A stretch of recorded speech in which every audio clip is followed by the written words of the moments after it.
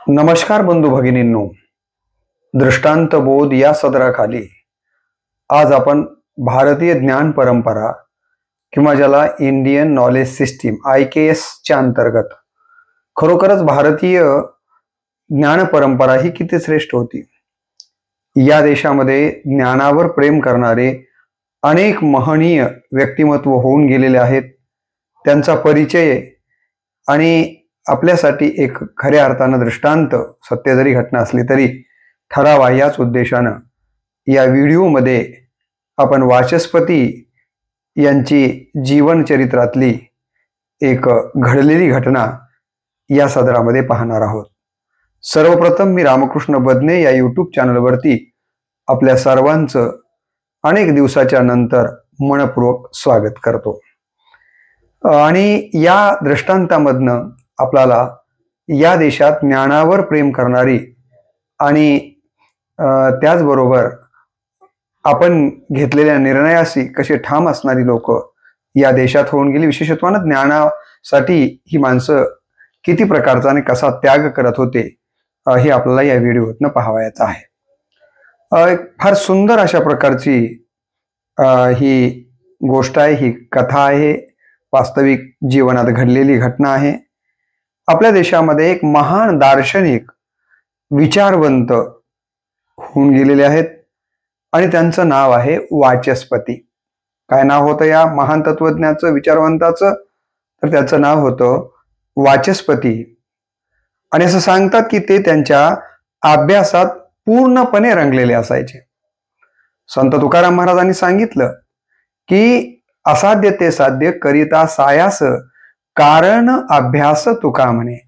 संत ज्ञानेश्वर महाराज म्हणाले अभ्यासासी काही सर्वथा दुष्कर नाही, मनोनी तू मज ठाई अभ्यासे मिळ।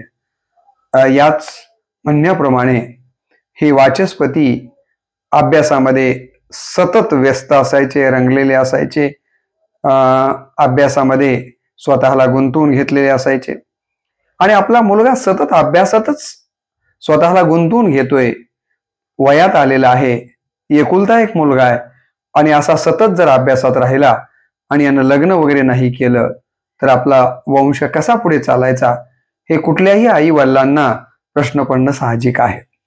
वाचस्पतीच्या वडिलांना देखील हाच प्रश्न पडला आणि म्हणून वाचस्पतीच्या वडिलांनी एकुलता एक मुलगा असलेल्या या वाचस्पतीला प्रश्न केला, बाळा अरे तू उठलं की सतत अभ्यासामध्ये मग्न असतोस, तू वयात आलेला आहेस, मला असं वाटतं की तू लग्न करावंस, कारण तू आमच्या वंशाचा एकुलता एक मुलगा आहेस। वडील हे बोलतायत परंतु हा वाचस्पती आपल्या वेगळ्याच विचारांच्या तंद्रीमध्ये आहे आणि त्यामध्येच तो होकारार्थी मान हलवतो। वडिलांना असं वाटतं की मुलगा लग्नाला तयार झालेला आहे आणि म्हणून वडील या वाचस्पतीचं लग्न जमवतात। लग्न होतं वाचस्पतीचं आणि लग्न झाले तरी परंतु वाचस्पती अभ्यासात इतका व्यग्र आहे की त्याला आपलं एका स्त्रीशी लग्न झालंय हेच तो विसरून गेलेला आहे। आणि मग या ठिकाणी पुढे काय घडतं बघा, आणि हे लग्न झालेलं असताना देखील तो बायको आपल्या आयुष्यामध्ये हे विसरून जातो। ज्ञानावर इतकं प्रेम करण्याची खरं तर परंपरा कदाचित भारतातच आपल्याला पाहायला मिळते, हे दुसरीकडे कुठं घडणं शक्य असं वाटत नाही आहे। आणि पत्नीचं देखील या वाचस्पतीवर इतकं प्रेम आहे की त्यांना कुठल्याही प्रकारचा, आपल्या पतीला अभ्यासामध्ये कुठल्याच प्रकारचा त्रास होणार नाहीये याची काळजी वाचस्पतीची पत्नी सततच घ्यायची। प्रत्येक वस्तू, प्रत्येक जेवणाचं ताट सुद्धा दररोज वेळेला ती आणून ठेवायची। हा अभ्यासाच्या तंद्रीमध्येच ताट बघायचा, जेवण करायचा आणि अशा पद्धतीनं या ठिकाणी सतत 12 वर्ष हे चालत आलेलं आहे। लग्न होऊन वाचस्पती सतत 12 वर्ष याच कामामध्ये व्यस्त झालेले आहेत आणि पत्नी मात्र सावलीसारखी आपल्या नवऱ्याची सेवा करते आहे, त्याची मनोभावी सेवा करते आहे, सगळं काही त्यांचं करते आहे। तिला असं वाटतं की आपला नवरा अभ्यास करतोय, चिंतन करतोय, त्यांच्याकडनं काहीतरी चांगलं घडतंय आणि म्हणून आपण त्यांना आपल्यात गुंतवायचं नाहीये, तर त्यांना आपल्या पद्धतीनं जेवढी साथ संगत करता येईल त्यांच्या या कामासाठी तेवढी साथ द्यायची हा विचार करून पत्नी आपल्या पतीला कुठलीच गोष्ट कमी पडू देत नाहीये. परंतु पतीच्या लक्षात येत नाहीये की हे ताट कुठून येतं, आपण काय खातो, कसं खातो, याचं भान मात्र वाचस्पतीला सलग 12 वर्ष आलेलं नाहीये. आणि अशा प्रकारची ही सगळी क्रम चाललेला आहे. एखादी दुसरी पत्नी असती तर म्हणाली असती की काय चालवलंय तुम्ही हे, मी किती वेळ झालं इथं येऊन उभी आहे आणि तुम्ही आहेत की माझ्याकडं लक्षच देत नाहीयेत. माझ्या वडिलांनी माझं फार नुकसान केलं, तुमच्यासारख्याच्या वेड्याच्या पदरात बांधलं. नको नको ते एखादी पत्नी त्याला बोलली असती. कदाचित काही महिन्यातच ती पतीला सोडून आपल्या माहेरी निघूनही गेली असती. परंतु या पत्नीनं मात्र असं केलेलं नाहीये. तर ती आपल्या पतीला जेवढं सहकार्य या कामी करता येईल तेवढं करण्याचा प्रयत्न करते आहे. पती एका ग्रंथावरचं टीका ग्रंथ लिहितो आहे आणि त्यासाठी तो सतत त्याच कामामध्ये व्यग्र आहे. बादरायणांच्या ब्रह्मसूत्रावरचं हे टीका ग्रंथ हा वाचस्पती लिहितो आहे. कुठल्या ग्रंथावरती? बादरायणांच्या या ठिकाणी ब्रह्मसूत्रावरती हा टीका ग्रंथ वाचस्पती लिहितो आहे. आणि या कामासाठी त्यानं इतकं काही स्वतःला वाहून घेतलेलं आहे की ते आपल्या पत्नीला सुद्धा विसरलेले आहेत. कित्येक वेळा वाचस्पती जेवण करायचं सुद्धा विसरतात. कधी कधी जेवणाचं ताट पाहतात परंतु त्यांच्याला ते ताट ओढून घेऊन जेवतात, परंतु हे ताट कोण आणलेलं आहे. आपण जेवल्याच्या नंतर आपली उष्टी भांडी इथून गायब होतात, ते कोण काढत असावं. या ठिकाणी त्या कालावधीमध्ये लाईटची व्यवस्था नाहीये. लेखन रात्रीच्या वेळेला सुद्धा या वाचस्पतीचं चाललेलं आहे. त्यावेळेला तिथं दिवा लावण्याचं काम सततचं सुरू आहे, परंतु हा दिवा सतत तेवत असतो. याला वात कोण घालत असेल, याला तेल कोण टाकत असेल, याचं भान देखील वाचस्पतीला नाहीये. तो सतत अभ्यासामध्ये व्यस्त झालेला आहे. आपल्याला अंथरूण कोण घालतं याची देखील जाणीव त्याला त्या ठिकाणी नाहीये. आणि अशा पद्धतीनं सतत 12 वर्षे निघून जातात. आणि आता या बादरायणाच्या ब्रह्मसूत्रावरल्या टीकेची शेवटची रात्र आहे. आणि वाचस्पती विचार करतो की आता या शेवटच्या रात्री या ठिकाणी शेवटचा शब्द तो लिहितो आहे त्या टीकेवरचा.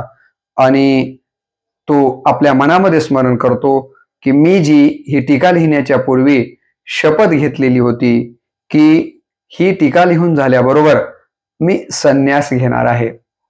मी कुठल्याही गृहस्थ आश्रमातल्या व्यक्तींशी संबंध ठेवणार नाहीये, असा या टीका ग्रंथ लिहिण्याच्या पूर्वी जो मी संकल्प किंवा शपथ घेतलेली आहे ती आता हा शेवटचा शब्द लिहिण्याच्या नंतर मी पूर्ण करणार आहे, असा विचार तो यावेळेला करतो आहे. परंतु जेव्हा त्याने शपथ घेतली होती त्यानंतर त्याचं लग्न झालंय 12 वर्षापूर्वी आणि त्याच्या जीवनामध्ये पत्नी आलेली आहे हे मात्र त्याला अजिबात माहिती नाहीये. आणि या ठिकाणी टीका ग्रंथाचं हे सगळं काम झाल्याच्या नंतर तो जरा स्वस्थ त्याच्या मनाला वाटायला लागतं की चला आपण जे ठरवलं होतं बादरायणाच्या ब्रह्मसूत्रावरती या ठिकाणी टीका करायची ती आज रात्रीला आपली या ठिकाणी रात्रीच्या 12च्या सुमारास पूर्ण होत आहे. आणि म्हणत म्हणत त्यानं या ठिकाणी शेवटचं वाक्य लिहिलं. आणि शेवटचं वाक्य लिहित असतानाच त्याचं आजूबाजूला लक्ष गेलं. बघा 12 वर्षापर्यंत त्याचं इकडं तिकडं लक्ष गेलेलं नाहीये, परंतु शेवटचं वाक्य लिहिताना त्याचं आजूबाजूला लक्ष गेलं. आणि बाजूला बघितलं तर काय, त्याच्या जवळ जो दिवा लावून ठेवलेला होता तो दिवा थोडा अंधुक होताना त्याला दिसला. थोडा भानावर आलाय तो, कारण हा काम संपत आलेला आहे. आणि तो दिवा अंधुक होता असताना त्याला दिसल्यामुळं तो त्या दिव्याकडे बघायला लागला. तेवढ्यामध्ये एक सुंदर गोरापान हातामध्ये काकणं आहेत आणि त्या दिव्यामध्ये तेल घालण्याचं तो हात काम करतोय. वाचस्पतीच्या लक्षातच येत नाहीये की कोणाचा असा हात आहे की जो या दिव्यामध्ये तेल टाकतो आहे. आणि या ठिकाणी तो हात बघितल्याच्या नंतर त्याच्या मनामध्ये एक प्रश्न उपस्थित होतो आणि वाचस्पती दिव्यात तेल टाकणाऱ्या हाताकडे बघून प्रश्न करतो, कोण आहे? म्हणजे दिव्यात तेल टाकणारं कोण आहे? आणि त्यानं वळून पाहिलं तर चेहरा तर दिसतोय, परंतु ओळखीचा वाटत नाहीये. वाचस्पतीला वाटलं चेहरा आहे स्त्रीचा, परंतु हे काही ओळखीचा वाटत नाहीये असं तो मनाशी म्हणतो. आणि स्त्री असल्याची त्याच्या लक्षात येतं आणि मग तो प्रश्न करतो की तू कोण आहेस आणि इथं काय करते आहेस? त्या स्त्रीकडे तो बघतो वाचस्पती आणि म्हणतो की तू कोण आहेस आणि इथं काय करते आहेस? त्यावेळेला त्याची पत्नीच असलेली ती स्त्री म्हणते, आपण विचारलात म्हणून सांगते की 12 वर्षापूर्वी आपण पत्नी म्हणून माझा स्वीकार केलेला आहे. आपण विचारलात म्हणून मी सांगते, आपल्या कामात व्यत्यय करावा असा अजिबात माझा विचार नाहीये, पण तुम्ही विचारताय म्हणून सांगते. 12 वर्षापूर्वी तुमच्याशी माझा विवाह झालेला आहे, परंतु आपण आपल्या कामामध्ये एवढे व्यस्त होतात, रमून गेलेल्या होतात की आपल्याला मी तुमची पत्नी आहे ही आठवण करून देऊन तुमच्या कामात व्यत्यय आणावा असं मला अजिबात वाटलं नाही आणि म्हणून मी 12 वर्ष या पद्धतीचं काम करते आहे असं ती म्हणते. आणि मग ती काय म्हणते बघा की मला इथं मध्ये यायचं नव्हतं आणि आपल्याला त्रासही द्यायचा नव्हता, पण दिवा अंधुक होत होता म्हणून मी या ठिकाणी आलेली आहे. हे सगळं वाचस्पतीनं ऐकलं, त्याला गहिवरून आलं, डोळ्यावाटा अश्रू व्हायला लागले आणि वाचस्पती आता शेवटी लक्षात आलं ही आपली पत्नीच आहे. आपल्या पत्नीकडे बघितलं आणि म्हणाले की अगं, मी तर आधीच शपथ घेतलेली आहे की हा टीका ग्रंथ समाप्त झाल्याच्या नंतर मी संन्यास घेणार आहे. ग्रस्त अशा कुठल्याही व्यक्तीशी मी या ठिकाणी संबंध ठेवणार नाहीये आणि आता तर हे प्रकरण फार गुंतागुंतीचं बनलंय. तुझ्याशी तर मी लग्न करून बसलोय आणि लग्नाच्या पूर्वीच मी संन्यास घेण्याची शपथही घेतलेली आहे. आता हे फार गुंतागुंतीचं होऊन बसलंय, मी अडचणीत आलोय, आता काय करावं? एकीकडे हा टीकाग्रंथही पूर्ण झालाय आणि आता मी संन्यासीही झालोय. आता मी गृहस्थाश्रमी राहू शकत नाहीये. आणि शेवटी त्यानं आपल्या पत्नीचं नाव भामती असं आहे आणि या टीकाग्रंथाला हा वाचस्पती आपल्या पत्नीचं भामती हेच नाव देतो. आणि म्हणून आज जो आपल्या भारतीय ज्ञान परंपरेतला एक श्रेष्ठ ग्रंथ भामती नावाचा जो आहे तो वाचस्पतींनी या पद्धतीनं निर्माण केलेला आहे. हा त्याग जसा वाचस्पतीचा आहे तसाच त्याग त्याची पत्नी भामतीचा देखील राहिलेला आहे. तर ज्ञानावर जीवापेक्षा जास्त प्रेम करणारे वाचस्पतीसारखे या ठिकाणी महामानव या देशात झाले आणि असे महामानव घडवण्यासाठी भामतीसारख्या निष्कामपणे सेवा करणाऱ्या सौभाग्यवती किंवा अर्धांगिनी देखील याच देशामध्ये झाल्या. मला असं वाटतं की आपणही आपल्या जीवनामध्ये एकमेकास सहाय्य करू. अवघे धरू सुपंत किंवा असाध्य ते साध्य करिता सायास, कारण अभ्यास तुका म्हणे याने. याप्रमाणे जे काम आपण आपल्या हातामध्ये घेतलेलं आहे त्या कामासाठी तन मन निश्चितपणे अर्पण करावं आणि असं काम करणाऱ्यांच्या बद्दलची टीकाटिप्पणी न करता त्या कामाला आपल्या पद्धतीनं, ही पत्नी होती म्हणून पतीला सहकार्य केलं हे एक दृष्टांत आपल्यासाठी आहे. परंतु जे जे कोणी चांगलं काम करत आहेत, आपल्याला चांगलं काम जमत नसेल तर ते आपण नाही केलं तरी चालतं, परंतु चांगल्या कामाला नाव न ठेवता त्याला आपल्या पद्धतीनं कसं सहकार्य करता येईल यासाठीचा माझ्यासह आपण सगळ्यांनी प्रयत्न करावा. हाच दृष्टांत बोध या वाचस्पती आणि भामतीच्या चरित्रातनं घ्यावा अशा प्रकारची अपेक्षा व्यक्त करून या व्हिडिओला इथेच पूर्णविराम देतो. असे अनेक दृष्टांत मी माझ्या रामकृष्ण बदने या यूट्यूब चॅनलवरती टाकलेले आहेत. आपण जर चॅनलला सबस्क्राईब केलं नसेल तर सबस्क्राईब करावं आणि जवळपास 600 व्हिडिओ मी माझ्या यूट्यूबवरती अपलोड केलेले आहेत. तर या व्हिडिओचं श्रवण करून आपण देखील गुणसंपन्न, ज्ञानसंपन्न, आचारसंपन्न बनण्याच्या दृष्टीनं पाऊल चालावेत, या ठिकाणी अशा प्रकारची अपेक्षा व्यक्त करून याच ठिकाणी या व्हिडिओला पूर्णविराम देतो. नमस्कार.